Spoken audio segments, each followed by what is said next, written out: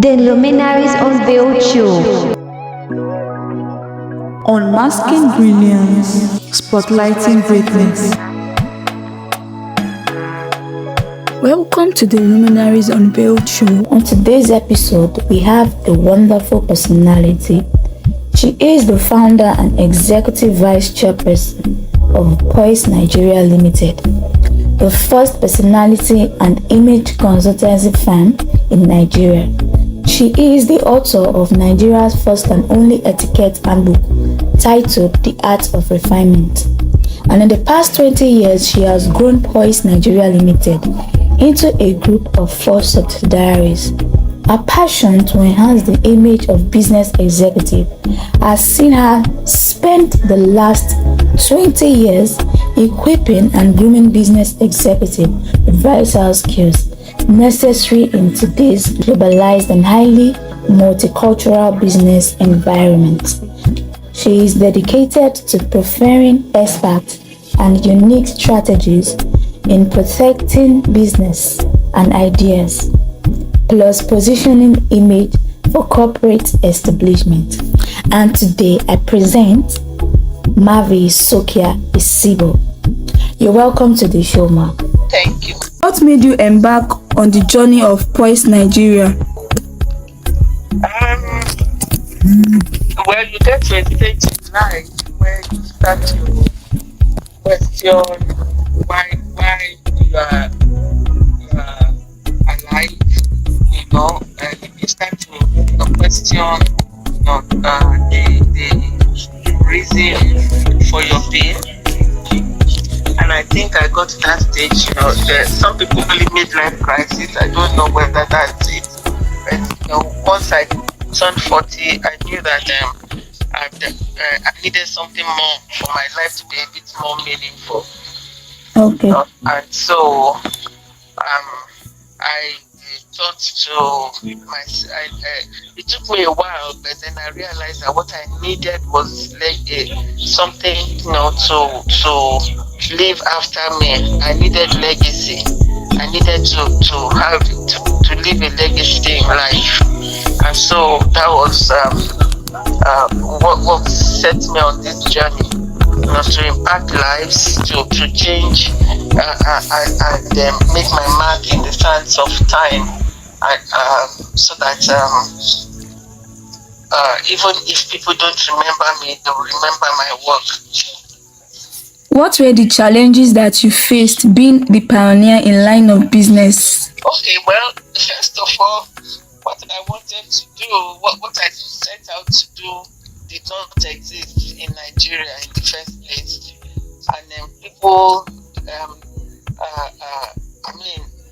it was all in my head. And when I shared it with people, they just felt like something was wrong with me. So yes, there was no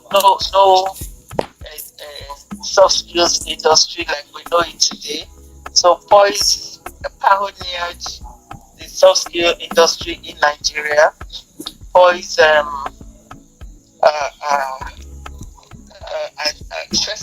so a major challenge was getting acceptance, because people said it will not work. People were hungry. They were not looking to learn the soft skills of life, to learn how to learn decorum and how to present themselves right.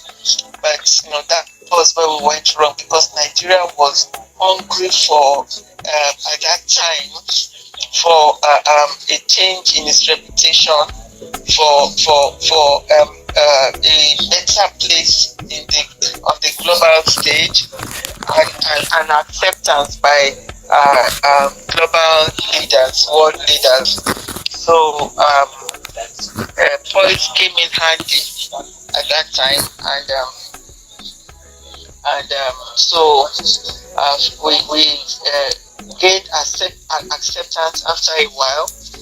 So the first major challenge was acceptance. The second one was it was selling the products, because people could not imagine that they would have to pay for for such frivolities, like they call them. But then we realized that we needed to tie the outcome of the product to the bottom line of the organization. To let them see how to connect it, to let them see how the well turned out staff will impact and affect positively the bottom line of an organization. So that was the second challenge that we had. The third challenge, which was really, really difficult to manage, was that because there was nothing like that in Nigeria. As we increased and expanded, it was difficult to get the correct step of. So everyone that we had to train from scratch. We had to train from scratch, to embody and the tenets and the values of Poise, and also to reflect it in everything that they do. So that was the third major challenge that we had. So we had several challenges, but I think these were the three major challenges. And of course, capitalization of the company, because people didn't believe in it. Even banks did not even want to register us. They didn't want to open an account for us because they didn't think that it was a viable business. So yes, that was another one, because did not give in. It was not tangible. It was difficult for them to understand what we were doing, and so they not want to open an account for us. But thank God for Access Bank, that was at that time Intercontinental Bank, that believed in us, and they opened their an account for us. So today, that history, we have so many accounts, we can't even count them. So if not business and Poise Nigeria, what would you have been doing? Well, and maybe I would have continued to be a banker until I retired, and then maybe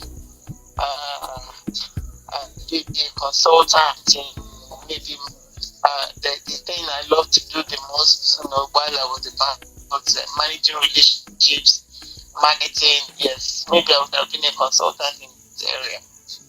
Who knows better? Or maybe I would have just relaxed and after retirement, just relax and taking care of my grandchildren.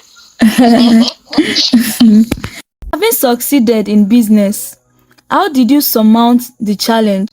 How did I surmount the challenges? Yes. Well, number one is persistence.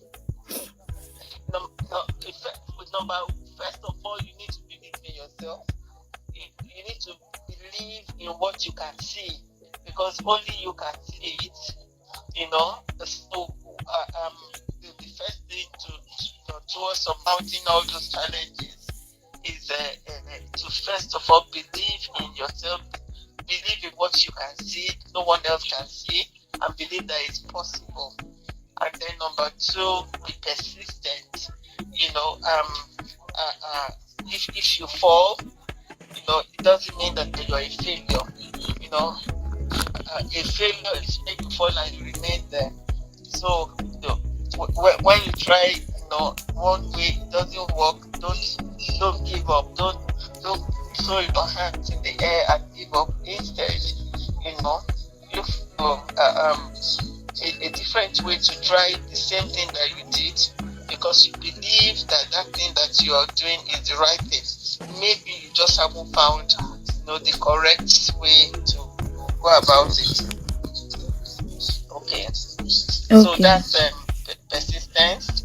And then, of course, number 3 is selling your vision. You need to also learn to sell your vision, because you can't do it alone. People need to be with you, and people need to help you to push the vision.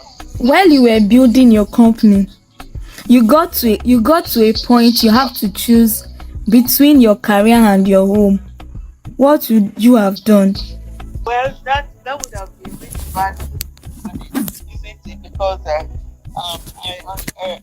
ensure that while my children were younger, I tried not to take a job that would take me out of my home, for very long hours. So I worked in the university where I could close at 3:30, and where the rules were more relaxed, and my children could come and stay after school until we all could go back home together. So that was one sacrifice that I made. One thing I have always said is that don't make sacrifices that you will regret in future. So I knew I decided to make those sacrifices early in life, and so that when I was ready to go into business and start my business, I knew that I was free, and that there was nothing that was holding me back. My children were older, and and they had imbibed the values that I wanted to inculcate into them. Don't make sacrifices that you regret in future. But if for any reason, I got to a stage where my business, I had to make a choice. I don't know whether I would make a choice. I think I would keep both. I will find a way to make sure that I had both, because there's absolutely no reason why you need to choose between your business and your home. There's no reason. You can do both and make sure that that you're successful at both. That's what it requires is for you to have a very understanding spouse, and also to be a very good time manager, so that you are able to apportion your time properly. I don't think that as a woman, that it is fair. It's fair for you to put yourself in any situation that you need to choose. You don't. I think it is women who think like that and have that mindset. You will never ever hear a man thinking like that. You will never. So women should remove they should divorce themselves from that mindset, and see how they can eat their cake and have it still. Okay, they can have both of them, and nothing will happen. The world will not give in. What's your advice to youths who wants to go into business field? Learn to grow. Learn to grow. Rome was not built in a day. Now, the trouble with young people is that they want to fly when they have not learned to crawl. You must learn to grow and go through the process. There's a process to everything, and if you don't go through the process, the probability of crashing and crashing hard is forever present, because there's a time for every purpose, but there is a purpose for every time. So the time when you should have been learning, the processes and learning to go through certain stages. If you don't learn it, if you skip that time, when that purpose comes, you will not be fit. it will not find a fit in you. And so for young people, for me, the most important ingredient that they must imbibe is patience. Patience to go through the process so that they can endure, they can have an enduring business. Glad to have you on the show. Thank you. And that's all we have for you on today's episode. Stay tuned and enjoy the rest of your day.